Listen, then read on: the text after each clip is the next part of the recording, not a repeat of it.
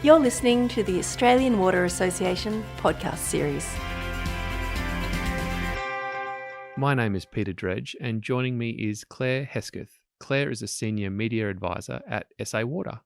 Today we're discussing using social and traditional media to influence customer behaviour and awareness. Welcome, Clare. Thank you. Thanks for having me. Now, you've been involved in a case study, and I want you to start by giving me the background to that case study on the use of social and traditional media to influence customer behaviour and awareness. Sure. So we basically had an operational challenge and a reputation challenge, which were brought to us from different areas of the business. And we wanted to work with them to apply a communications approach to actually solve these issues. So the operational challenge was that we were having too many sewer main blockages, too many sewer overflows that were impacting us and our customers.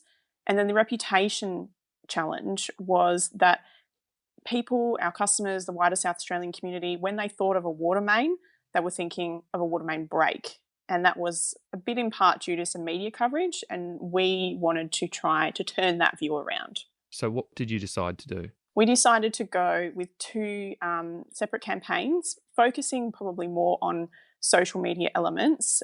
So those campaigns are Healthy Sewers, hashtag Healthy Sewers, and hashtag Watermain 101. So Healthy Sewers basically involved us putting a lot of pretty disgusting but amazing images on social media, which showed if you flush things other than the 3 Ps, which are poo, pee, and toilet paper, what they look like when they come out the other end. So if that's pulled from our wastewater network or from one of our wastewater treatment plants. And then for Water Main 101, we decided to go more with the interesting facts and show people really what happened behind the scenes, or what happens behind the scenes for water to get to their tap. So the people behind the scenes, and then how everything works in the network. So going for your facts and your cool graphics and your interesting videos for that one. So let's talk about the wastewater space for a moment. It really is the forgotten aspect of the business that you're in, isn't it? Because people really do focus on what's coming into their household rather than what's going out. I think people only really think about them, especially wastewater, when something goes wrong. So when there's a sewer overflow that might come into their property, in the street, or even into their house. And what we really wanted to try to get people to learn is that we all stand to benefit from a functioning wastewater system and a water system.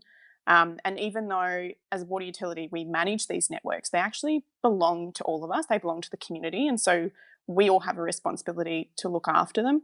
And I see you've gone for the shock value imagery approach, which definitely. is great. Tell me a little bit more about the psychology and the lack of awareness that you face in relation to wastewater, and some more detail around the imagery that you were capturing and using. A big behavioural shift like we were wanting people to do, it does take time, and we acknowledge that some real operational changes will be gradual. But in terms of things like feedback and sentiment, for Healthy Sewers in particularly, the first post we did on Facebook, Twitter, etc., was a side-by-side photo which showed some of the common things which get flushed down the toilet, and then what they look like at the other end. So literally not being afraid to show a condom, a tampon, and a wet wipe, and then just this big goopy, disgusting mess that has to be pulled out by hand from the other end. When we posted that photo, I'm being totally honest when I say within minutes, maybe even seconds, we were getting calls from the local paper, we were getting emails from some national radio and TV stations. And this is not a new thing. Like, using social media is not a new thing. This issue is not unique to SA Water, but I think we wanted to go for the gross factor. It maybe did not make some people happy. They thought it wasn't appropriate, but this is the path we chose, and I think it was effective. And the feedback we were getting, even from just people replying to our posts saying, I had no idea that this was so much of an issue, and basically making these like flushing commitments that they would not do that going forward. And that's what we wanted. How did you package up your Water Main 101 messages? So that one, we We tried to go with a bit more facts. Like, I didn't just want to be putting them out and for them to be just boring tidbits of information. Yes, you're right.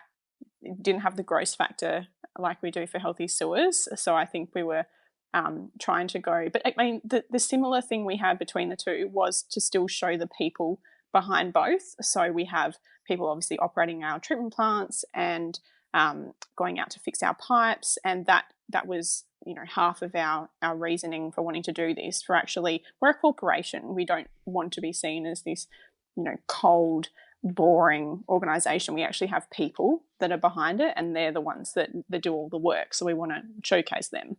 And I noticed you mentioned the value of using content generated by yourselves, whether that's mostly iPhone or mobile device imagery and video. Tell me about your views on that. We really found that your amateur footage and photos, they really resonated more with people. I mean, they're quick, they're accessible, it's unpolished content, which is entirely appropriate for social media platforms. What I'd say to other water utilities who are wanting to do something similar, this has shown to us that you don't need a big budget to achieve the results that you want if you're trying to create a communications approach or campaign. We found more that creative thinking provides more value. Maybe in the past couple of years at least, we have tried not to just rely on your traditional media release to get some messaging and some news out to media outlets. Everyone, especially journalists, are on Twitter, for example. So why not use that as your method to actually getting this information to them? I was interested to see that you produced a jingle, a 3Ps jingle. What goes in the loo? Paper, pee or poo? Your loo will thank you and our sewers too. If it ain't the 3Ps, pop it in the bin, please. And remember, just paper, pee or poo. So was that always part of the campaign plan? It was something that we just trialed in the start, sort of just within the business to see how it went. The fact that I basically remember most of the lyrics and how annoying that song is says to me that it works, because it won't get out of my head, and it is just such a funny. Sounds like the perfect song. Jingle. It is. Can you give me some idea of the metrics that you're able to gain an insight into? Facebook especially provides some quite easy to understand algorithms and methods to show how well your posts are doing. So that can be through both clicks, comments, reach, so number of people who have actually viewed a post. Our most successful, for example, Healthy Sewers post, it was something that we call Lost and Found at our Bolivar wastewater treatment plant, which is all the weird and wacky things that have come through the system. That was our most successful, and it was up to a reach of nearly 50,000, which is crazy for us. I mean, I'm sure there are bigger businesses that have larger ones, but for us and our little, South Australian business, that was really, really good for us. And then a video, iPhone produced video, must I add, that one had I think it was nearly 2,000 views, and that's probably increased. Wow. That's just the numbers we had when I put my paper together. So it was records for us, and then I think just for a state-based utility, it was pretty good numbers as well. And just remind us exactly which social channels you focused on. So Facebook was probably the primary one, but anytime we do any posts on social media, we try to make them fit for all the different channels. So we use the rule of let's keep our character limit to what fits in Twitter, for example, and that allows us to be more concise across all the platforms. I think the only exception being LinkedIn. It's a different kind of audience, so we can be a bit more detailed, but Facebook is definitely where it's at, and we'll post videos on there and sometimes using YouTube, but Facebook is definitely the channel that we get the most coverage and the most sentiment. Our sewers around the country and around the world, no doubt, are under increased pressure due to the COVID-19 crisis and forced isolation. Have you adapted your campaign in relation to the wastewater space during forced isolation? What our operators and the crews out in the field were finding was that when we had a blockage, they were actually seeing an increase in what we've been calling toilet paper alternatives. So things like tissues, paper towels, wet wipes again, even newspaper. Right. We have made the assumption that people were having to resort to these things either to conserve their toilet paper use or because they didn't have toilet paper in the house. We understand the situation that some people were in, and we're not saying, don't use these things if you have to, but just don't flush them down the toilet. Have a bin in your toilet, have a bin in your bathroom, and put them in there. Obviously, regularly empty it.